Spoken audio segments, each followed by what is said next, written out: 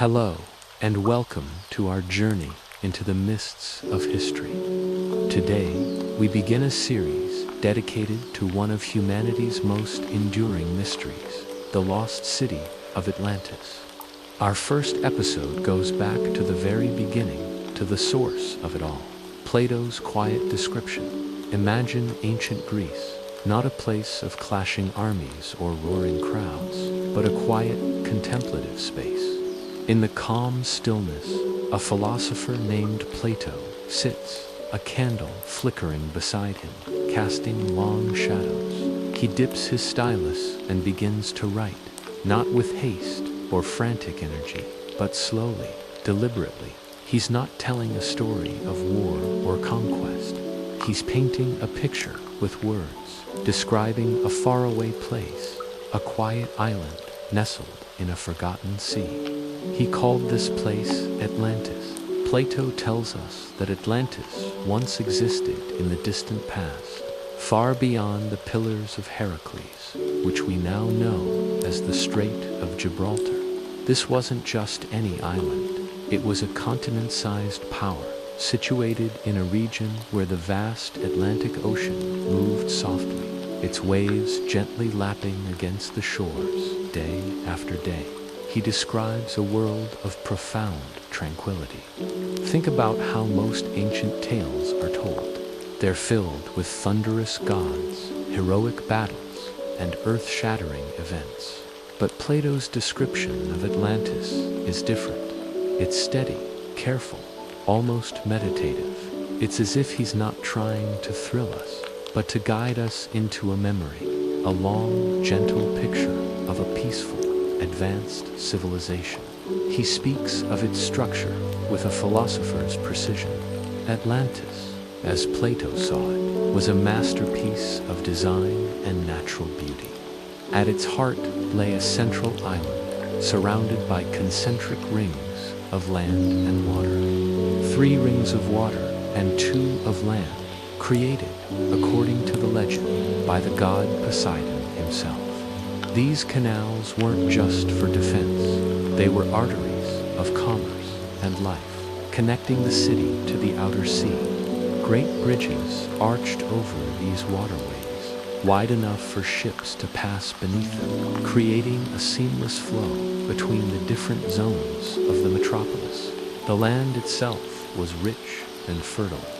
Plato describes vast plains behind the city, stretching for miles, irrigated by an intricate network of canals that brought water from the quiet mountains.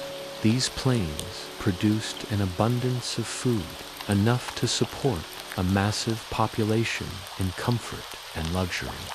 He mentions slow-flowing rivers meandering through the landscape, all existing in perfect harmony. There's a sense of order, of a society that understood its environment and lived in balance with it. Nothing rushed, nothing loud, nothing chaotic, just the slow, rhythmic world of a forgotten island.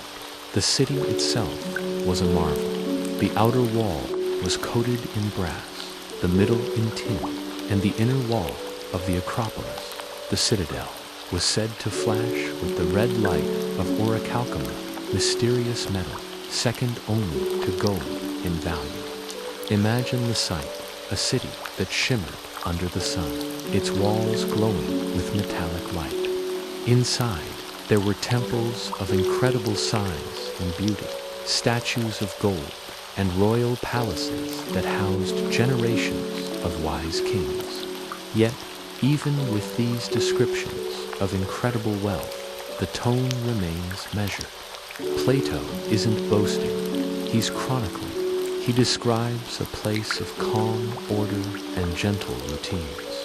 The people of Atlantis, in their early days, were virtuous and noble. They valued wisdom and virtue above their immense wealth. They lived by laws handed down from Poseidon, inscribed on a pillar of orichalcum at the center of the island.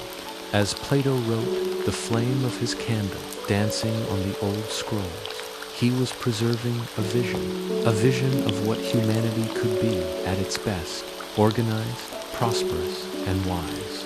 He was creating a blueprint for an ideal state, using the memory of Atlantis as his canvas. It was a city lost to time, a civilization that vanished beneath the waves, yet remembered, preserved forever in these slow, peaceful, and profound words. So, why does this quiet description matter so much? Because it's our only primary source. Every treasure hunter, every historian, every dreamer who has ever searched for Atlantis starts right here with Plato's words. But he didn't write it as an adventure story. He presented it as history, a cautionary tale passed down through generations. He claims the story came from the Athenian lawmaker Solon, who heard it from Egyptian priests who had kept records for thousands of years. The tale of Atlantis, as told by Plato, isn't just about a lost city. It's a story about the rise and fall of a great power, a lesson on the corrupting influence of greed and hubris. He describes how, over generations, the divine nature of the Atlanteans became diluted. They grew arrogant, driven by an insatiable desire for more power and more wealth. They began to wage wars, seeking to conquer their neighbors. This moral decay, Plato suggests, is what ultimately led to their downfall. In a single, dreadful day and night, he writes, the island of Atlantis was swallowed by the sea and disappeared. The end was not slow and gentle like its beginning. It was sudden, catastrophic, a divine punishment for their arrogance. The calm, rhythmic world was shattered, leaving behind only an impassable barrier of mud where a great civilization once stood. And so, we are left with this powerful, dual image, the serene, perfectly ordered society in its prime, and the sudden, violent cataclysm that erased it from the world. A place of quiet mountains and shimmering walls, of wise rulers and gentle routines, all lost. This is the foundation of the legend. It's not just a myth of a sunken city. It's a philosophical allegory, a historical account, and an enduring mystery, all rolled into one. It's a story that has captivated the human imagination for over 2 millennia precisely, because of the way it was first told, not with a bang, but with the quiet, careful strokes of a philosopher's pen. In our next episode, we will explore the early searches and theories that followed Plato's account as people began to wonder, was Atlantis real? And so, beyond the familiar, bustling shores of ancient Greece, there were islands. Islands that were quiet, calm, surrounded by soft, gentle waves that lapped slowly against the warm, sandy beaches. These islands were often visited by traders and travelers, but everything happened at a slow, unhurried pace. Nothing was ever rushed. The people who lived on these islands went about their daily routines with a quiet rhythm, gathering fruit, tending to their small gardens, and building simple homes from clay, stone, and wood. Life was steady, predictable, and peaceful. Even the winds seemed to move slowly across these islands, bringing with them a soft scent of salt and earth, brushing lightly through the leaves of ancient olive trees. It was a world of gentle movements and subtle sensations, a place where time itself seemed to stretch and linger. This is the world that the great philosopher Plato wrote about. He described these islands not with excitement or grand drama, but with careful, meticulous observation. He noted how the sun rose steadily each morning, painting the sky in soft hues, and how the moon, in its turn, cast soft, shimmering reflections on the calm, quiet water. This was the setting for his legendary city, Atlantis. According to Plato's account, the inhabitants of Atlantis lived peacefully. Their lives were free from sudden, jarring events, devoid of loud, boisterous celebrations. Instead, their existence followed a slow, measured rhythm, much like the gentle ebb and flow of the surrounding ocean. It was a life defined by harmony and tranquility, a stark contrast to the often chaotic world of mainland Greece. They were masters of engineering, but their creations were born not from a desire for conquest, but from a need for balance and serenity. They built intricate canals, but these weren't for war or rapid transport. They were designed to move water slowly, deliberately, from one part of the city to another. This careful distribution of water allowed lush gardens to flourish and elegant fountains to exist in a state of perfect, perpetual calm. Imagine walking through this city, the only sound being the gentle murmur of water flowing through these channels, the rustle of leaves in the breeze, and the distant, rhythmic sigh of the ocean. At night, the city transformed into something even more ethereal.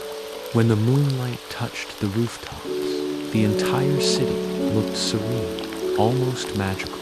It was like a place frozen in a long, quiet moment, a snapshot of pure peace.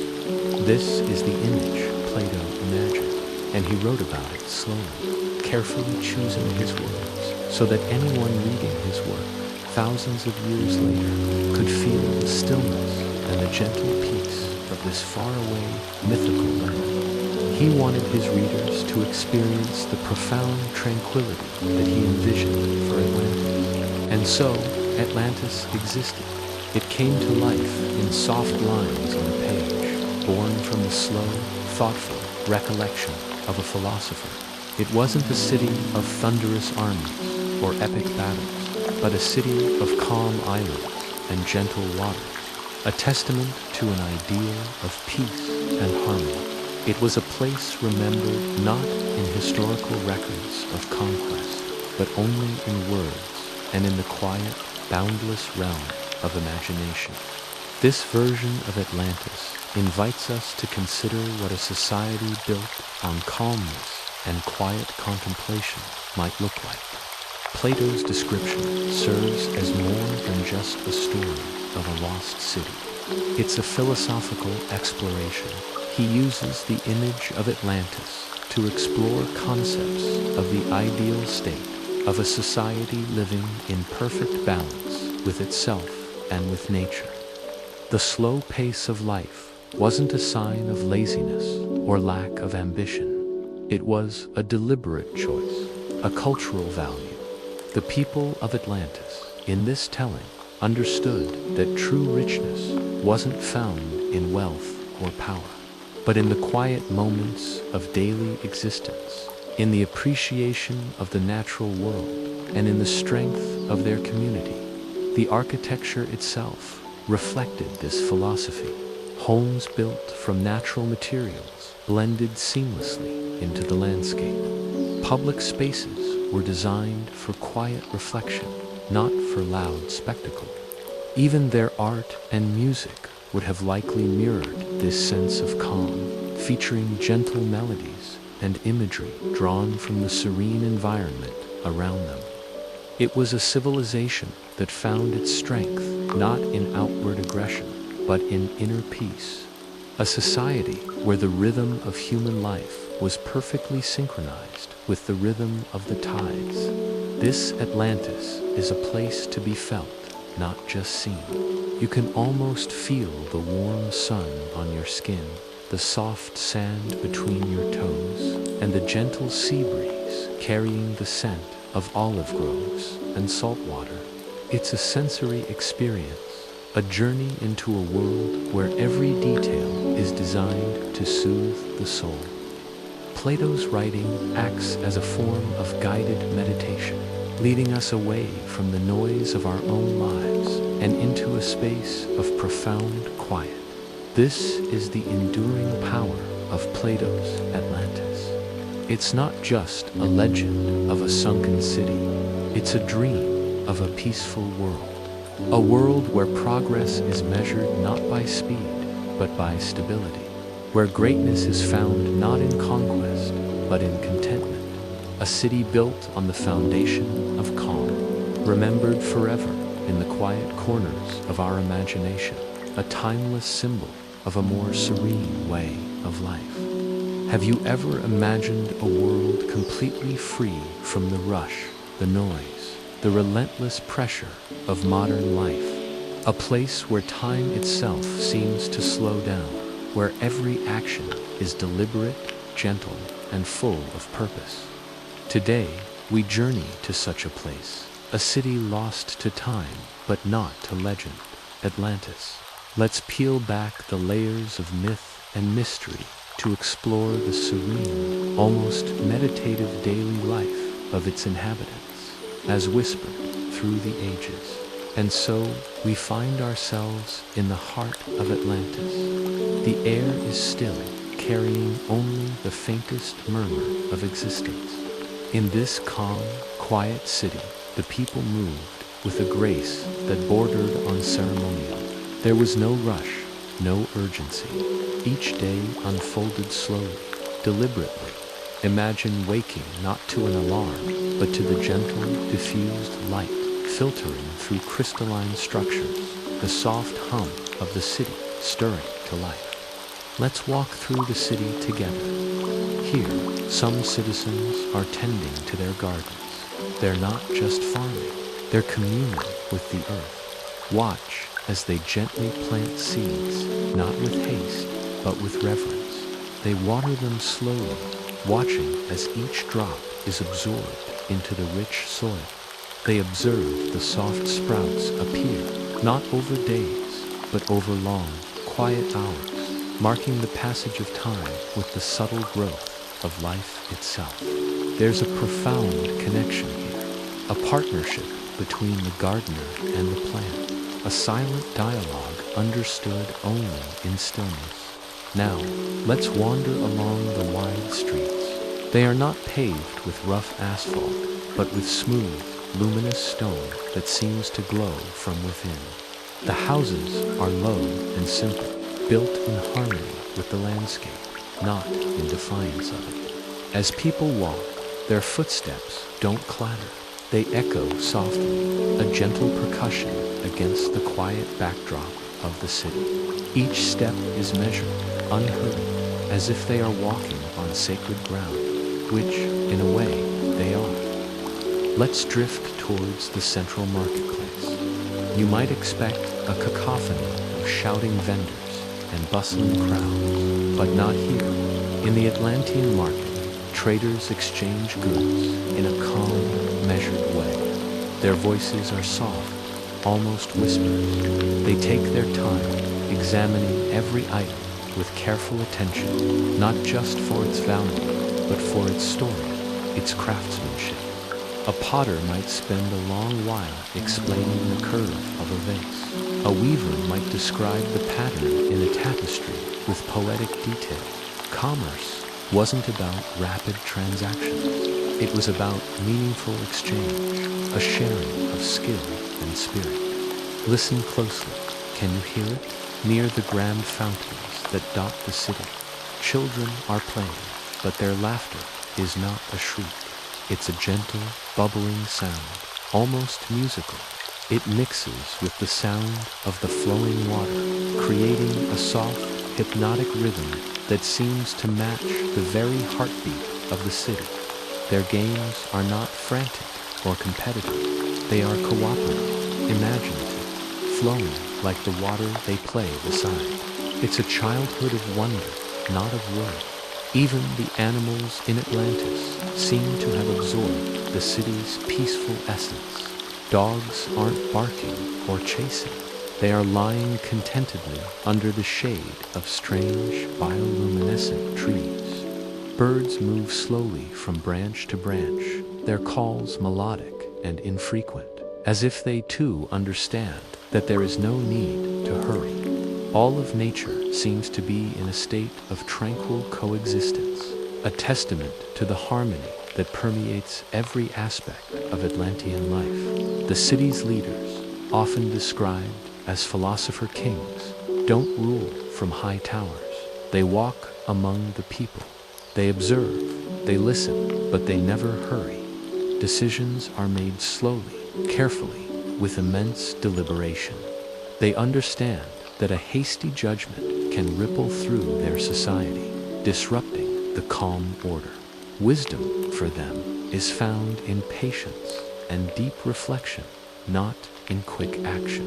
They are guardians of the city's peace, and they lead by embodying it. This philosophy extends to the most basic aspects of life, like meals. Food in Atlantis is simple, yet prepared with immense care. Bread is baked over gentle, smokeless flames.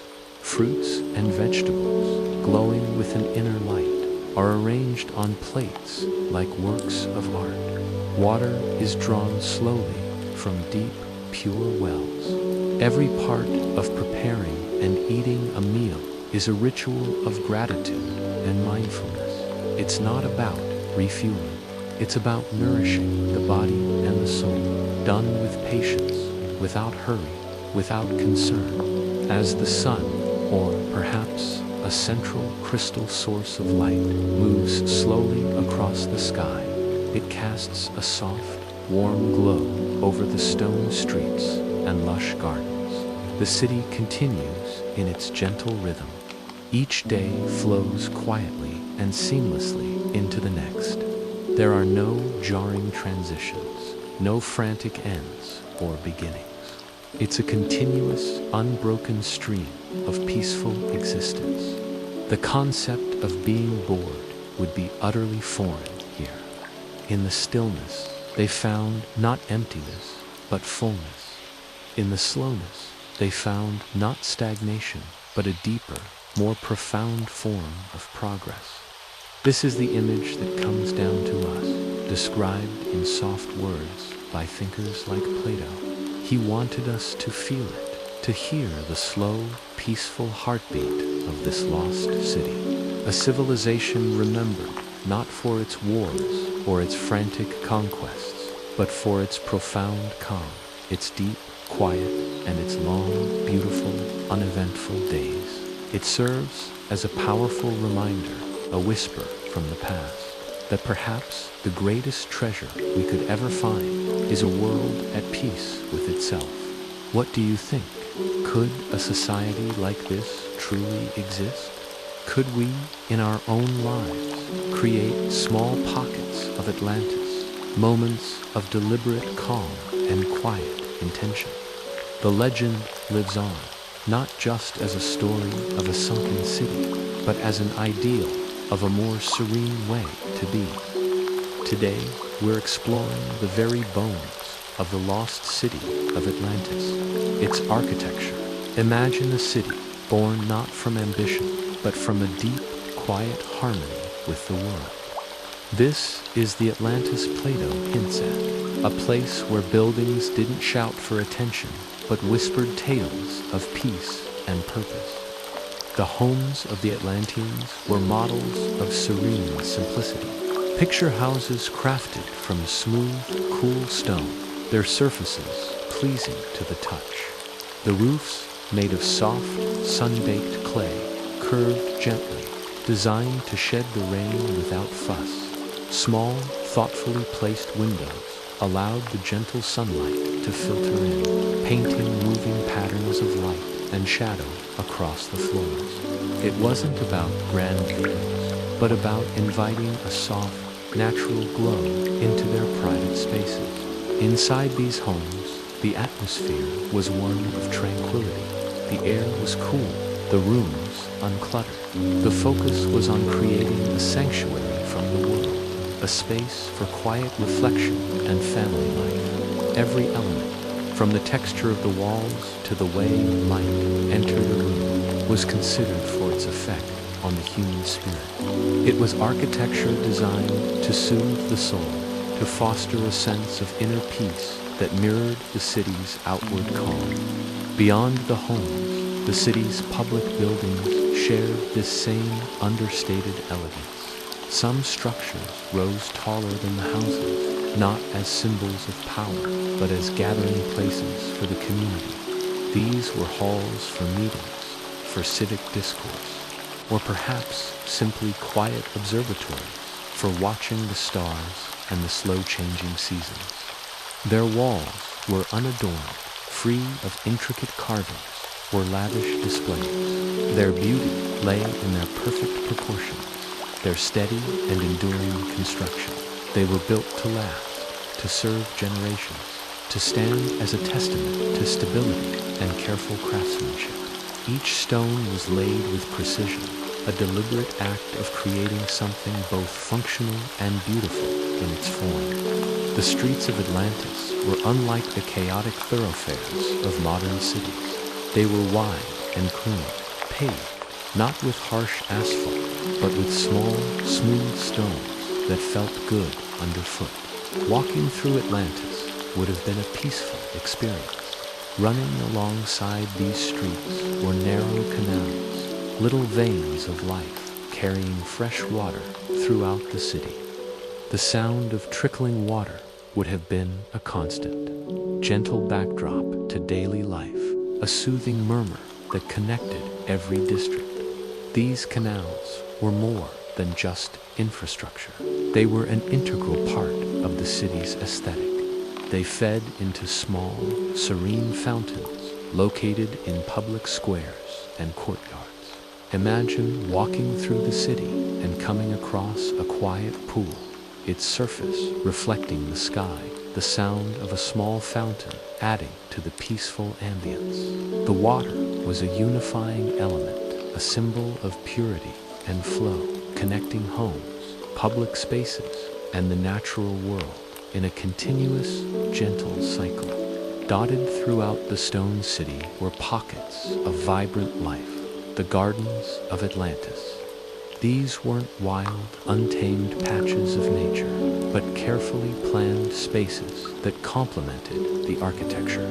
Soft flowers in muted, calming colors bloomed alongside lush green plants. These gardens were placed strategically in open courtyards and along pathways, adding touches of color and life to the stone landscape. They were places for quiet contemplation, where one could sit on a stone bench and simply be surrounded by the gentle beauty of nature woven seamlessly into the urban fabric.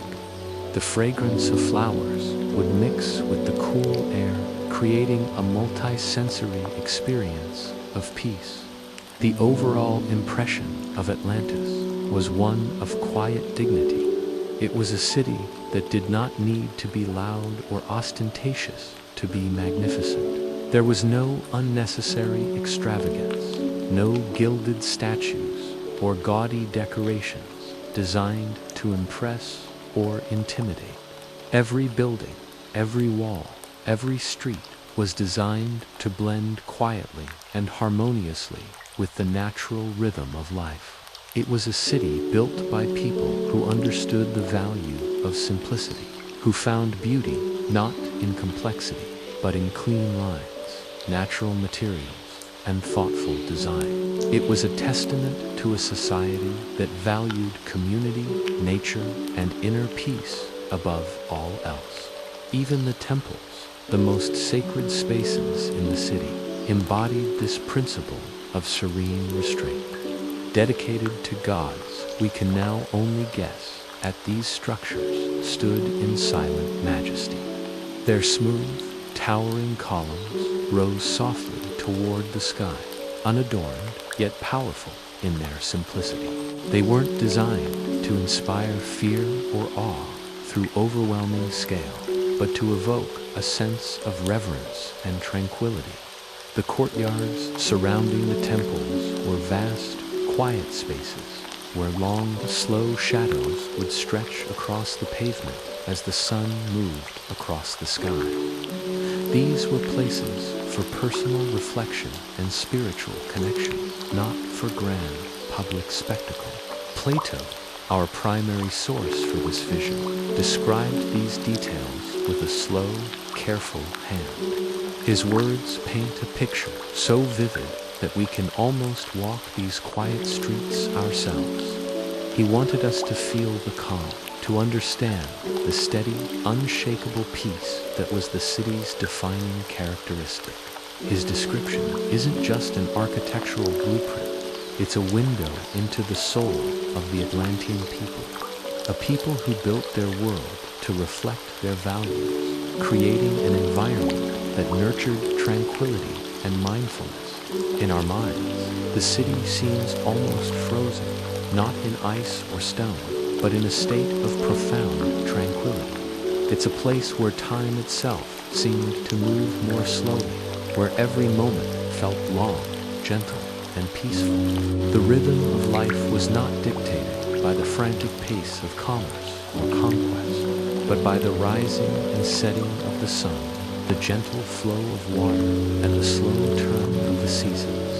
It was a world built for being, not just for doing. As we picture the sun beginning its descent, casting a soft, warm orange light over the city, the scene is one of perfect stillness. The stone walls glow, the water in the canals shimmers, and the shadows lengthen.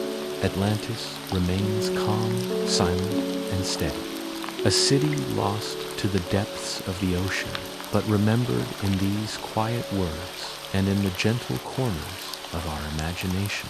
It stands as a timeless ideal, a dream of a world where humanity lived in perfect harmony with its environment and with itself, a place of quiet beauty and enduring peace. And so, in the quiet, almost silent city of Atlantis, the people continued their lives. Day flowed into day, not with a rush, but with a gentle, unfolding rhythm. They were growing, learning, building, but all of it was done slowly, patiently, step by gentle step.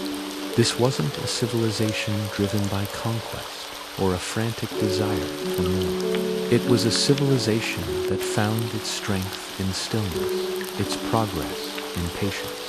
Over time, the Atlanteans improved their home. It wasn't about grand renovations or ostentatious displays. Instead, they added small, intimate courtyards, perfect for quiet reflection under the soft light. They paved their paths not with harsh, unyielding stone, but with materials that felt soft underfoot, that absorbed sound and blended with the earth. They cultivated quiet gardens, not for show, but as personal sanctuaries of peace. Every addition, every change, was made in perfect harmony with the calm rhythm of life that pulsed through the city. Nothing jarred, nothing felt out of place. It was as if the city itself was a living, breathing organism, growing organically and mindfully. The intricate network of canals that crisscrossed Atlantis was its lifeblood, its arteries. The people learned to navigate these waterways with an almost reverent slowness. Their boats, crafted with simple elegance, moved through the water without urgency, their wakes barely disturbing the surface. They transported goods, not in a flurry of commerce, but with a deliberate, measured pace that ensured everything reached its destination with care.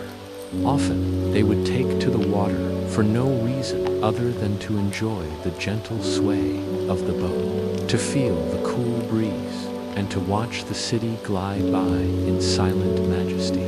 The canals weren't just for transport. They were meditative pathways, inviting the citizens to slow down and connect with the very element that defined their home. Their technological advancements followed the same principle.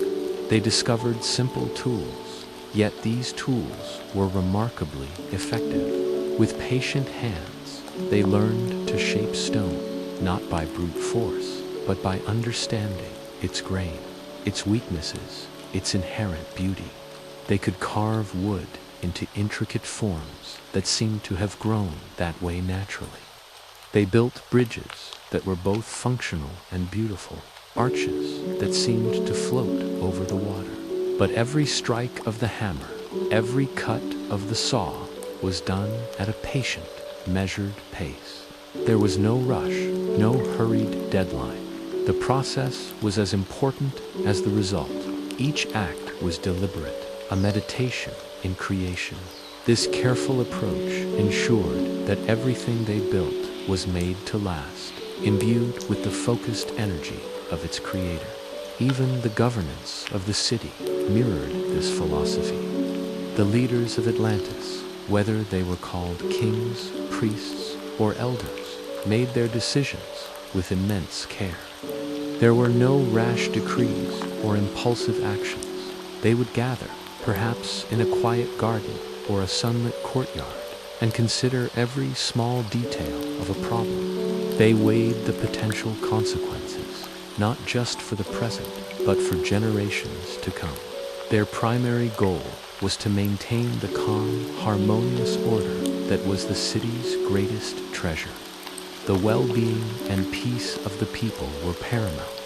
Any decision that might disrupt that delicate balance was considered with the utmost gravity and, more often than not, rejected in favor of a more gentle path. As the population grew, the city expanded. But this was not the chaotic, sprawling urban growth we know today.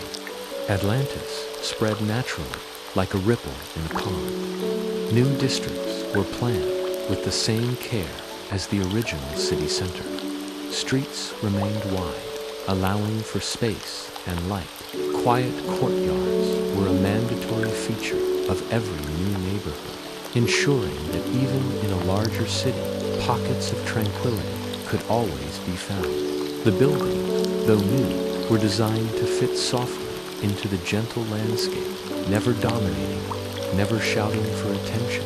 The expansion was managed so that the city never lost its sense of spaciousness, its feeling of calm and order. It simply grew larger, yet its soul remained the same. Every day in Atlantis passed with this steady, unhurried patience. The people worked, but without the stress of modern labor.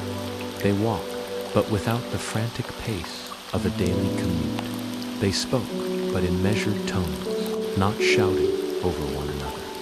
And they rested, truly rested, in the quiet evenings. In every aspect of their lives, they were mindful of balance and peace. This wasn't an enforced doctrine. It was the very fabric of their culture, an instinctual way of being that they learned from the moment they were born. The world around them was a testament to this philosophy, a world of gentle sounds, soft light, and calm movement. It is this very quality that the great philosopher Plato highlighted when he wrote of Atlantis. He described a city that rose not through force, ambition, or violent conquest, but through calm, steady, careful steps. It was a civilization built on a foundation of quiet patience and deep respect for natural order. It's a stark contrast to the tales of other ancient empires, which are so often filled with stories of war and domination. Atlantis, in Plato's account, was different. It achieved greatness not by taking, but by nurturing. It built a society that, though now lost to the depths of time and ocean, would be remembered for its most unique qualities, its gentle order, and its profound, unshakable peace. And so, we can picture it in our minds. Atlantis, the city of quiet wonders, rising from the sea. Not in a sudden, dramatic explosion of construction, but slowly, steadily, like a coral reef growing over centuries. It was a city moving through time at its own pace, a pace dictated by the tides and the seasons, not by the impatient demands of men. Soft, calm, and ever peaceful, it stands as a timeless legend, a whisper from the past, reminding us that there is strength in stillness, power in patience, and enduring beauty in a life lived in harmony. But a city is more than just its structures. It's the soul of its people, the ideas that breathe life into its streets. Today, we're going deeper, past the marble and gold to uncover the quiet philosophy that was the true foundation of Atlantis. So, as the Atlanteans lived their slow, steady lives, there were thoughts, gentle ideas that shaped the city and the minds of its people. They didn't chase after loud power or sudden, grand achievements. Instead, they believed in something far more subtle: balance, a soft sense of order, and a careful, ever-present harmony.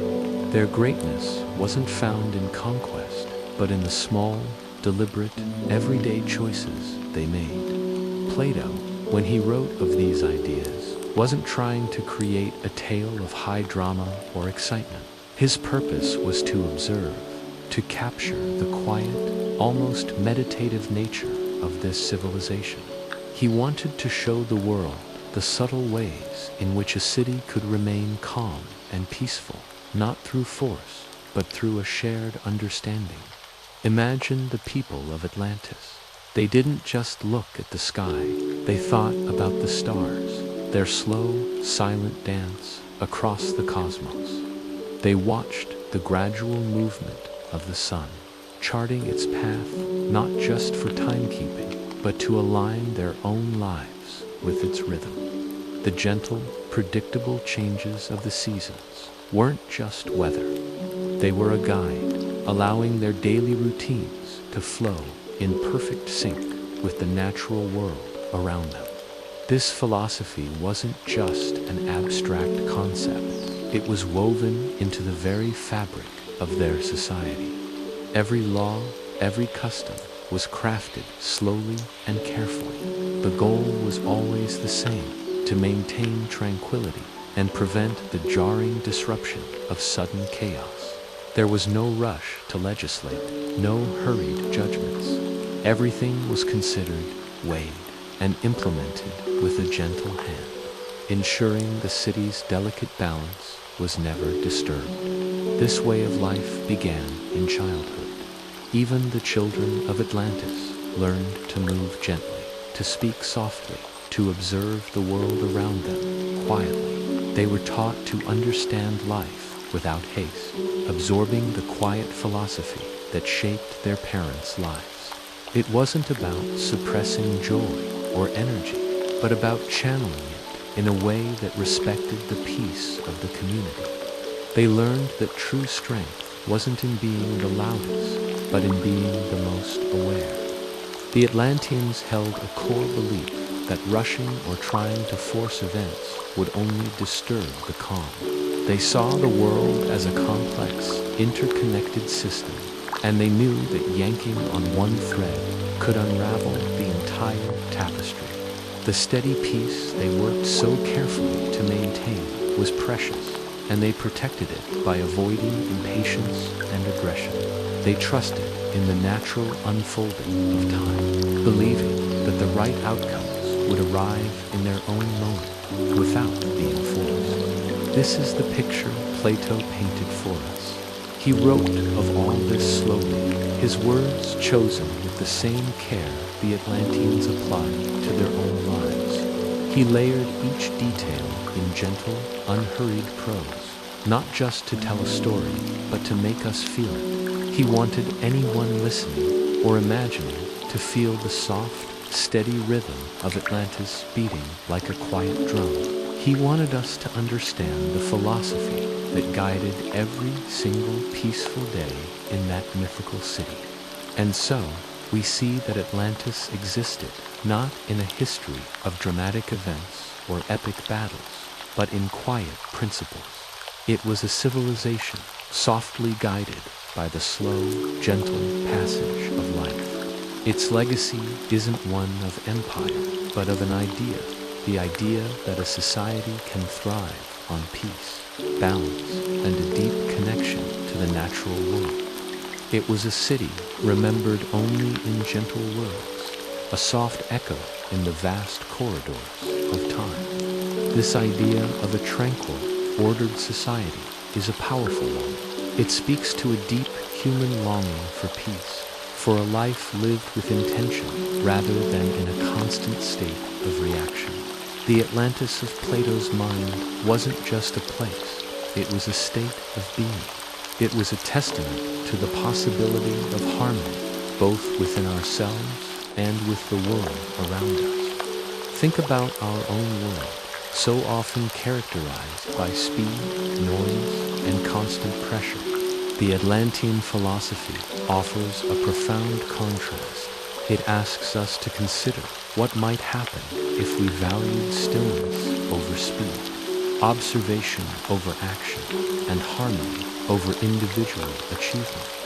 What if our communities were designed not just for efficiency, but for tranquility? The myth of Atlantis then becomes more than a story of a lost city. It becomes a mirror. In it, we can see a reflection of our own desires and our own anxieties. The quiet philosophy of the Atlanteans challenges us to look at our own lives and ask, what are the principles that guide us? Are we living in harmony with ourselves and our environment, or are we constantly fighting against the current? Plato's account is a whisper from the past, a gentle suggestion that there might be another way to live, a way that is slower, more deliberate, and ultimately more peaceful. The legend of Atlantis endures not because of its supposed riches or advanced technology, but because of this quiet, compelling idea at its core. It's the idea of a perfect, harmonious existence, a city of the mind that we can all, in our own small ways, strive to build within ourselves.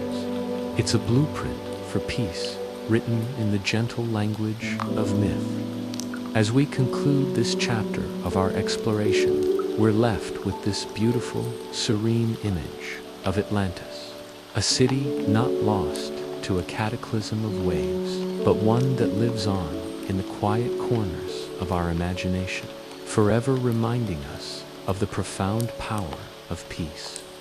So, we've explored the grand architecture and the tranquil canals of Atlantis. But what about the world that existed beyond its shores? Let's venture out, shall we? Beyond the city's calm embrace, the gentle waters of the Atlantic stretched out, seemingly forever, in every direction. Plato paints a picture, not of a mighty naval empire conquering the seas, but of a people who moved in harmony with them. The Atlanteans traveled across these vast, quiet seas in small, elegant boats. Their journeys weren't rushed or aggressive. There was no thunderous roar of engines, no frantic race against time. Instead, they moved at a steady, unhurried pace. Picture it, the soft creak of wood, the rhythmic dip of oars, the gentle lapping of water against the hull. It was a slow, deliberate ballet on the surface of the ocean, a reflection of the peaceful rhythm of their lives back home. How did they navigate these seemingly endless waters? Not with complex worry gadgets, but with a deep, intuitive connection to the world around them. They used simple, hand-drawn maps, charting their courses from island to island. Their primary guide was the sun, its slow, majestic arc across the sky, marking the passage of time and direction. They understood the language of the ocean, reading the gentle currents and the subtle shifts in the waves. Their navigation was an act of observation, of patience, of being present in the moment. These ocean paths were long, stretching far beyond the horizon, and in time they became forgotten by the rest of the world. They weren't highways of commerce in the way we think of them today. They were quiet threads connecting a network of islands, traveled only by those who understood the value of moving carefully and patiently. The trade that occurred between the cities of the Atlantean Confederacy followed this same deliberate rhythm. Boats would arrive, their sails catching the soft breeze, and others would depart, fading slowly into the blue distance. It was a commerce of quiet handshakes and mutual respect, not of loud, aggressive bargaining. Now, you might be thinking, what about storms? Surely the ocean wasn't always calm, and you're right. But even the storms, in Plato's account, were different. He describes them as rare and slow-moving. Imagine not a sudden, violent tempest, but a gradual gathering of clouds, a gentle rise and fall of the waves that would build slowly and pass without sudden, destructive force. It was as if even nature conspired to preserve the calm, uninterrupted rhythm of Atlantean life. The sea wasn't an enemy to be conquered. It was a quiet companion, a guide, a constant, living reminder of the slow, deliberate, and powerful nature of their civilization. Every single journey was a meditation. Every dip of the oar into the water was an act of precision and mindfulness. Every path was traveled softly, with a reverence for the sea itself. And then, after in Jehovah long, peaceful voyages, the boats would return, gliding silently back into the calm canals and quiet streets of Atlantis, their journey complete, the rhythm unbroken. This is the world Plato imagined for us. He didn't just write about a city. He painted a complete picture of a way of life. With his soft, gentle, and deliberate words, he allows us to feel what it might have been like. We can almost feel the slow, peaceful passage of the water here, the quiet whisper of the wind in the sails, and sense the deep, enduring rhythm of a civilization that may be lost to the depths, but is forever remembered in calm, reflective thought. It's a powerful reminder that sometimes the greatest strength is found not in speed and noise, but in patience, quiet, and a deep connection to the world around us. We're going to journey far below the surface of the ocean, to a place where silence reigns and time itself seems to slow down. Join me as we explore the sunken silence of Atlantis. The story of Atlantis, as told by the ancient Greek philosopher Plato, is not just a tale of a powerful civilization lost to the sea. It's also a powerful meditation on peace, memory, and the gentle passage of time. Let's close our eyes for a moment and imagine it. Picture the gentle waves rolling across the surface of the vast blue ocean. But our journey doesn't stop there. We're going further down, far below, into the deep, quiet world, hidden from sight. Here, in the depths, the ocean moves with a different rhythm. The currents are slow, gentle whispers, carrying tiny particles of sand and the delicate remains of shells.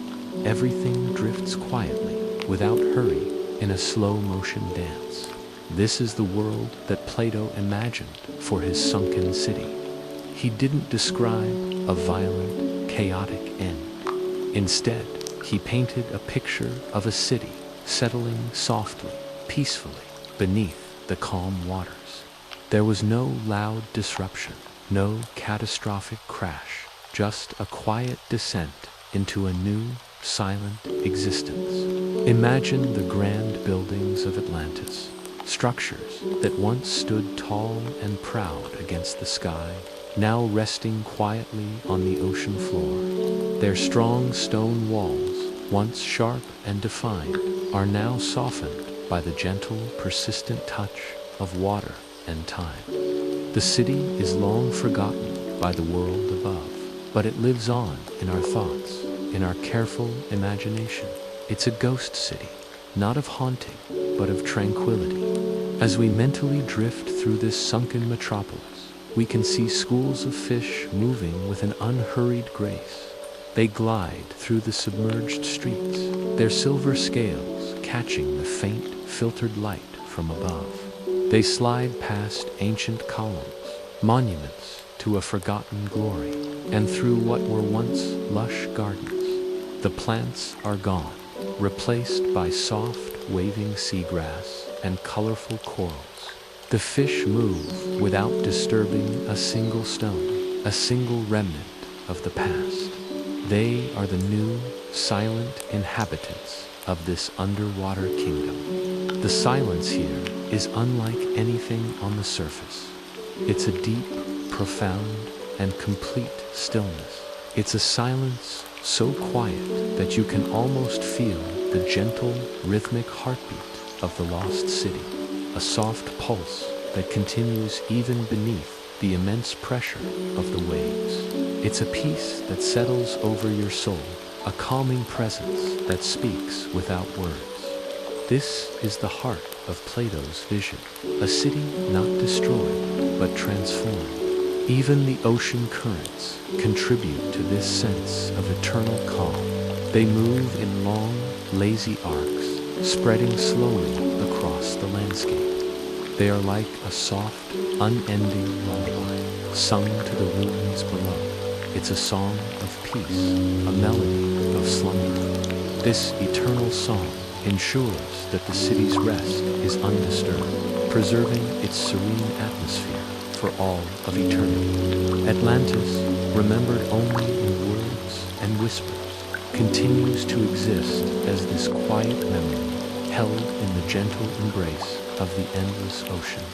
This sunken world holds the soft echoes of slow, peaceful days. We can almost see the life that once was, not in a bustling, noisy way, but as a series of calm, quiet moments. People walking through sunlit plazas, the sound of gentle conversation, the quiet hum of a society at peace with itself. All of that is now absorbed into the deep quiet, a memory that has become one with the ocean itself. These echoes of a peaceful past are what make the imagined city so compelling. Plato's words were a vessel. They were designed to capture this profound calm, to transport us to this place of serene beauty. He wanted anyone who listened to his story or read his dialogues to be able to close their eyes and see it, to imagine the sunken city moving slowly, gracefully, under the gentle, protective cover of the sea. It's a city forever silent, forever peaceful, a testament to the idea that even in loss, there can be a unique and enduring beauty. It's a reminder that some of the most powerful stories are not the loudest ones, but the ones that whisper to us from the quiet depths. This vision of a peaceful, sunken Atlantis offers a different perspective on loss. It suggests that what disappears from our world doesn't necessarily cease to exist. Instead, it can be transformed, finding a new kind of life in memory, in art, and in the quiet corners of our imagination. The city becomes a symbol of inner peace, a mental sanctuary we can retreat to when the world above becomes too loud and chaotic. It's a reminder to seek out our own moments of quiet contemplation.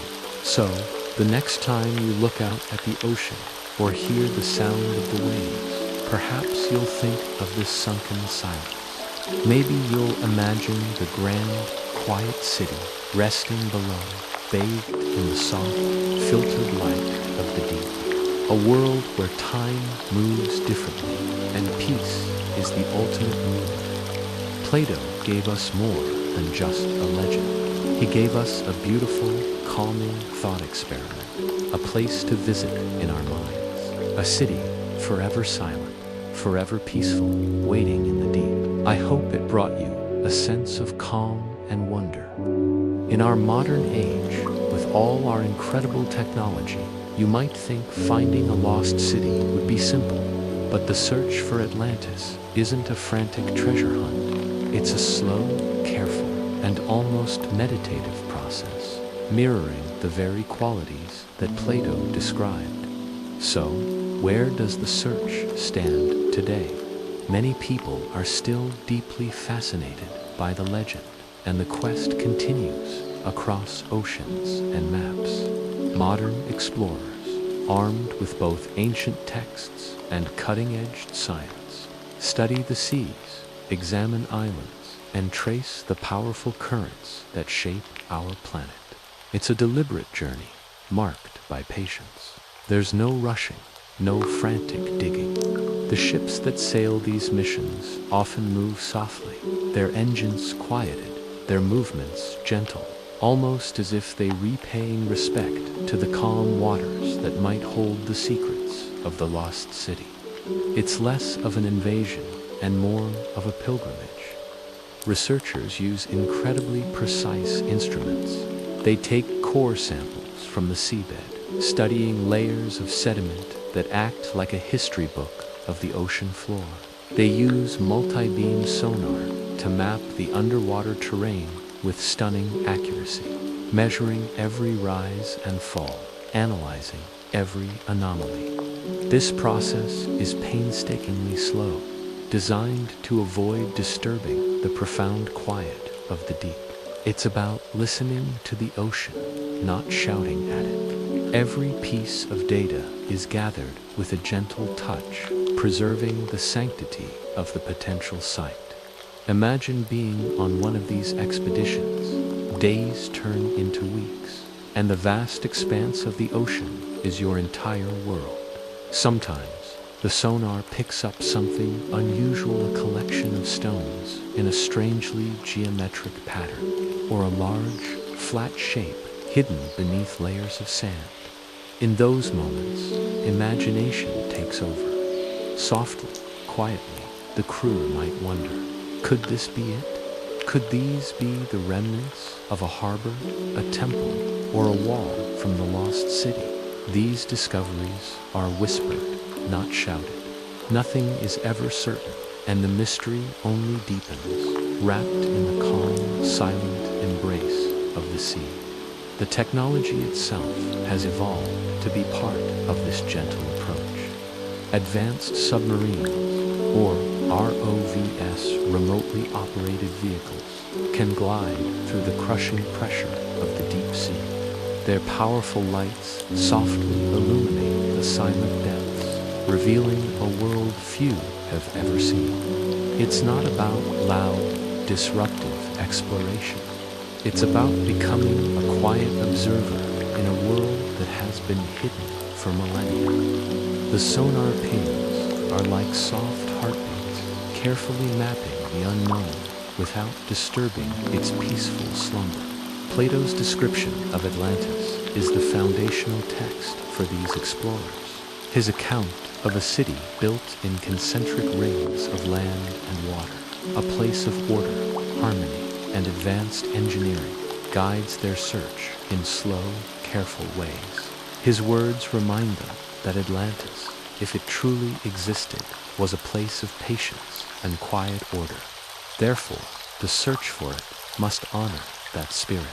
It can't be a chaotic rush. It must be as measured and thoughtful as the city's legendary design. The philosophy of the search becomes a reflection of the object being sought. This is why the search for Atlantis is so unique. It's not just about finding a physical place. It's about connecting with an idea. It's about a pursuit that values the journey as much as the destination. The search continues, softly and without a sense of urgency, moving at a measured pace. It's a rhythm that feels almost ancient, like the slow, peaceful, and calm pulse of Atlantis itself. The lack of a definitive discovery doesn't signal failure. Instead, it maintains the legend's power. In the end, Atlantis remains a potent mystery, not one lost in a violent cataclysm of chaos, but one that seems to have simply faded into gentle silence.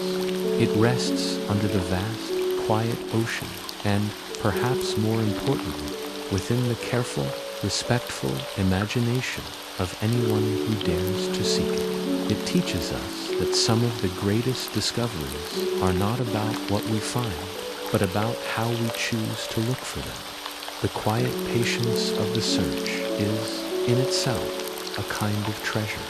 And so, Atlantis remained, a city remembered only in soft words, in quiet thoughts, and gentle imagination. Its streets, once walked slowly by, people moving carefully, now existed only in memory and the calm retelling of stories. The oceans, they continued to move softly, covering the sunken ruins with gentle waves and long, unhurried currents. There were no loud events, no sudden discoveries, only the steady, quiet rhythm of time passing and the deep, silent heartbeat of a lost civilization.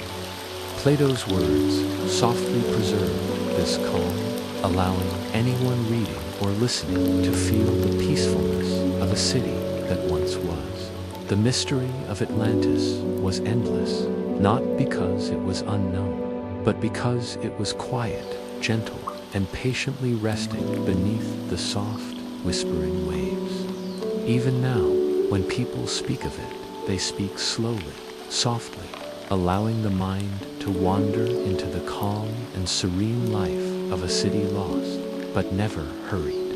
And so, the calm mystery continues, flowing like the gentle ocean, a soft story, a slow memory, a place to drift into for deep, peaceful sleep. Let's sink deeper into this gentle quiet, this endless calm. Imagine the light filtering down through the water, soft and blue, touching the silent stones of Atlantis. There are no sharp edges here, only smooth, rounded surfaces, worn by millennia of slow-moving currents. The water is not cold or menacing, but rather a comforting blanket, preserving the city in a state of suspended peace. The great halls and temples, once filled with the murmur of voices, now hold only the profound silence of the deep. It's a silence that isn't empty, but full of history, full of untold stories that rest peacefully within the walls. Think of the people who lived there. Their lives, as Plato hinted, were not ones of hurried ambition or conflict, but of careful thought and deliberate action. They moved with a grace that matched the slow dance of the seaweed in the currents. Their days were measured not by clocks, but by the rise and fall of the sun and moon, reflected on the surface of the water above. Their society was built on a foundation of wisdom, a deep understanding of the world and their place within it. This wasn't a city of loud proclamations, but of quiet contemplation. Imagine them tending to their gardens, not of soil and flowers, but of bioluminescent corals and sea anemones, painting their city with living, gentle light. Each movement was intentional, each creation a testament to their harmony with the vast ocean that was both their home and their world. The stories of Atlantis are often told with drama and spectacle, a cataclysmic event, a sudden, violent end. But what if the end was as quiet as its existence? What if the city simply settled? What if the waters rose, not in a furious tsunami, but with the slow, inevitable pull of a rising tide over centuries? The people would have watched it, understood it, and perhaps accepted it. Maybe they didn't flee in panic, but simply moved onward, leaving their beautiful home to become one with the ocean it had always revered. The end, then, wasn't a tragedy, but a transition, a final, gentle letting go. The city became a monument not to destruction, but to peaceful surrender and the cyclical nature of life. This is the endless mystery we can connect with. It's not a puzzle to be solved with maps and sonar scans. It's a feeling to be felt. It's the quiet that settles over you when you look out at the vast expanse of the sea. It's the sense of timelessness you feel when you watch the waves roll in and out, a rhythm that has been beating since long before us and will continue long after.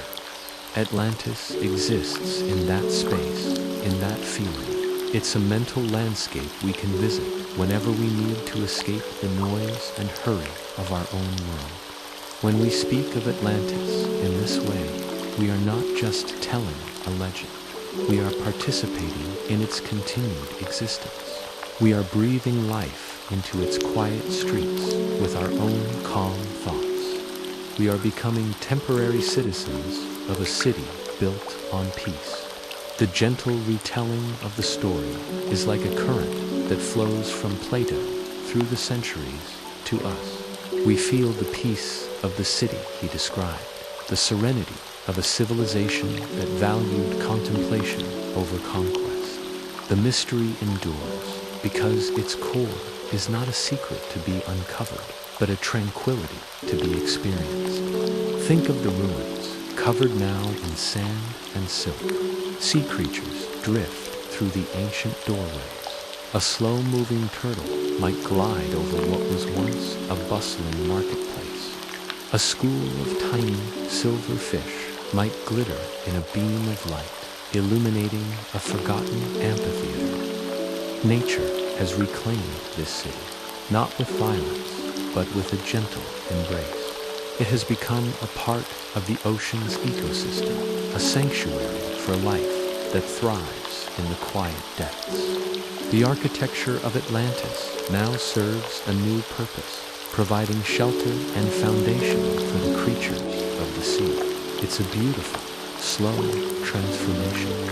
The city hasn't been erased, it has been integrated. It has found a new, quieter purpose. And so, as we consider this endless calm, let's allow it to seep into our own consciousness. Let the idea of Atlantis be a gentle anchor for our minds. When the world feels too loud, too fast, too demanding, we can close our eyes and drift down to those silent streets. We can walk slowly among the ruins, feeling the soft pressure of the water, hearing the profound silence of the deep. We can imagine the soft, glowing light and the peaceful inhabitants who understood the value of a slow, deliberate life.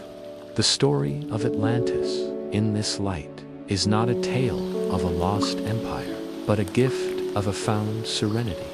It is a place we can all go to in our minds, a sanctuary built of imagination and peace.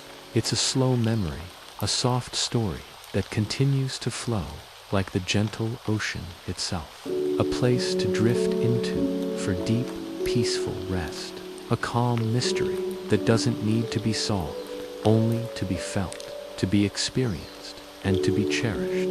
It is a story that continues to be written in the quiet currents of the sea and the soft whispers of our own imagination. Thank you for listening and for taking this journey into the calm. Follow along for more quiet explorations.